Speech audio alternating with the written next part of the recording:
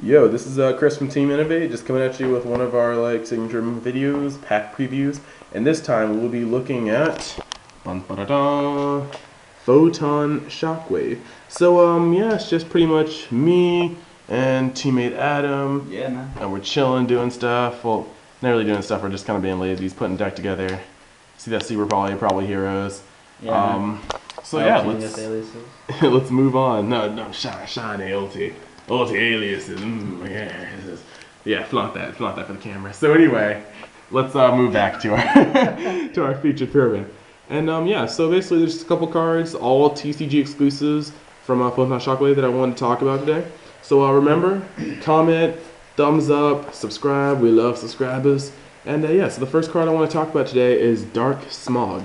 It is indeed a Dark World card. If you guys read the I am invincible, for I am Grapha, Dragon of Dark World, like the whole spiel, they said that they would be coming out with 2 exclusive Dark World cards.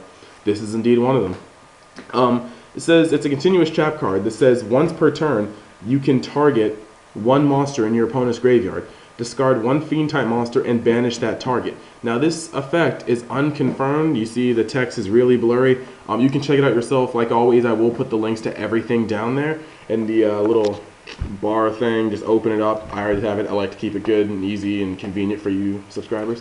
So yeah, that's pretty much that. It's a control card, obviously. It's one more pitch engine, and so yeah, I can see it definitely being good. I mean, in this format, continuous or like traps in general can sometimes get pooped on by MST, Heavy Storm, but it's still nice. It's still a nice little element of control. The next one is Photon Sabre Tiger. Right now, I'm just gonna say, why do they keep making support for Galaxy Eyes Photon Dragon? Nobody wants to use that card. I mean, okay, it looks extremely cool. I'll give it that. And you know, there will be that creative person that decides to put in the deck. But it's not like this card is terribly broken. I think they should stop building an archetype around it. I mean, they did release that, was it Galaxy Overlord with Neo Galaxy Eyes Photon Dragon as the next pack after Order of Chaos. So that will be cool. But like I said before, I'm kind of still iffy on what they're doing with all the support. But let's pretty much move on from that. This is a 3-star beast, and it is light, and it has 2,000 attack and 300 defense. And basically its effect is when this card is normal or flip summon, you can add 1 Photon Sabre Tiger from your deck to your hand. If you do not control another Photon Sabre Tiger, this card loses 800 attack. For those of you guys that watch my other video or just know what Galaxy Eyes Photon Dragon does, yes, 2 of these on the field means you contribute both of them to Special Summon Galaxy Eyes Photon Dragon because they both have 2,000 or more attack. But there's also other uses. I mean, you could hamster this to the field. There's an article about this card. If you guys really want the link, comment about it, and I'll link that too. But yeah, article on Konami, just you can flip hamster and thin out your deck by 1, putting this down. And then when you flip summon this card, if it survives that long, you can add another one to your deck, or from your deck to your hand, normal summon it, and have a second one out, thereby thinning your deck out by 2 over the course of 2 turns. And of course, they are 2,000 beaters, so that's nothing to really laugh at. Sorry, I choked on my own spit. I'm kind of stupid. So yeah, let's basically, it's like an okay card, but I don't really see this card being like ridiculously broken. Now, for all you people who are looking at the Rescue Rabbit deck with the Kabukozels and the Sabrosauruses, they did make Evolzar Dolkka. And basically, Evolzar is what they changed Evolkaiser to. And it's a 4-star Dragon Exceed. And basically, its effect just straight up says that when an monster's effect activates, you can attach 2 Exceed materials from this card, negate the activation, and destroy it. So basically, you're sitting there and you're like, holy crap, this thing, it's almost like Solemn Judgment. And now they gave you a Divine Wrath. So if you get these 2 on the field, effectively, they're not going to be doing much of anything until they get over it. So, yeah, I think it's a nice addition, depending on how fast your deck is. I think it's an excellent addition.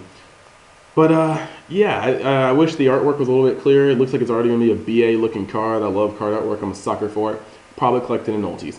So if it does come multi, actually, why did I say that? You can obviously see that it's probably super with the white lettering. Or a secret. Ugh. Let's move on.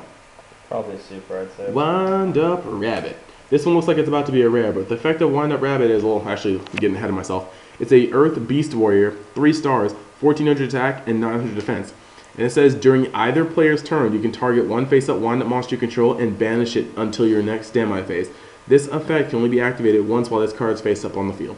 Now, already, I've showed you guys my wind-up videos. I will be doing more wind-up videos as soon as Photon Shockwave comes out. So, I mean, continue to show support for that. Randomly, I looked, and it went from like 500 views to like 1,500 views. So I was like, holy. So, anyway, just continue to show your support. I will be making new videos. But this card, I saw this card, and first of all, I think its artwork is amazing.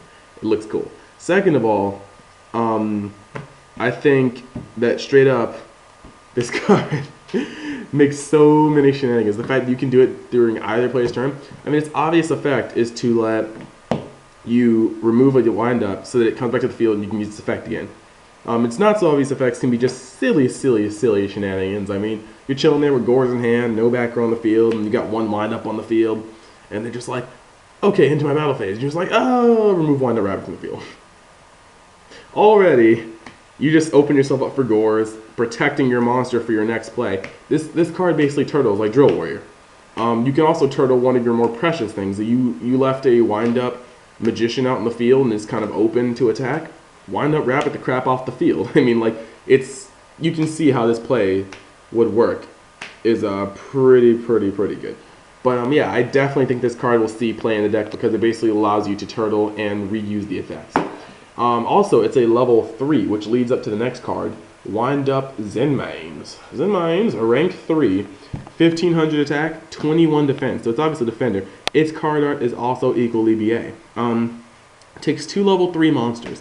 And it says if this face-up card in the field will be destroyed, you can attach 1 Exceed material from this card instead. Once per turn, during the end phase, if this effect was used this turn, target 1 card in the field and destroy it. So, of course, with that kind of effect, who the heck's going to swing on this? Most likely, you'll end up having to attack, take some damage, and during the end phase, you can destroy it. So, I mean, that's pretty good. I mean, it's definitely a nice 3-star. Tour Guide's going to have one more thing to go into. You have that big cock block monster, and Tour Guide's just like, yeah, trick, and then just like goes into Wind Up Zenmaines, swings in your monster, and during the end phase, you got to kiss it bye-bye. So, I mean, this is just, I definitely think this is a good utility card. And yeah, now this brings us to our last card of this video. I don't know, I see this as blatantly racist, but here we go, D-Boyz. A couple things I'd like to point out. D-Boyz looks like it's obviously pointed at a certain racial demographic. And as well as that, they notice they're fiends. And not only are they fiends, but they're dark. The effect says you flip it. You can special summon as many number of D-Boyz from your deck in a face-up attack position, but then you take 1,000 damage for each monster special summoned by this effect. So the D-Boyz are hood rats, dark fiends, and you can get more of them, but they're detrimental to your health overall. Seems like there's some undertones here. I'm just saying. But no, like really. The effect, at the cost of life points, thins out your deck by 2 at the most. It can obviously make some plays. Thank goodness Formula Synchron is at 1 because this thing would tear it up with Global 1-for-1 any combo like that. But outside of that, I was just thinking, all these Sacred Beasts kind of had their decks to roll with. Hamon could fit in Crystal Beast, Uriah fits in Continuous Traps. This card can open up some plays with Raviel, which is kind of interesting. Also, in a format where effects are really heavy, monster effects, Plasma is like this buddy's best friend. So I mean, you D-Boyz, you tribute all 3 for Plasma. If it's early enough in the game, you drop for Dad, and you're just like, oh. So pretty much, I think D-Boyz will actually impact the meta.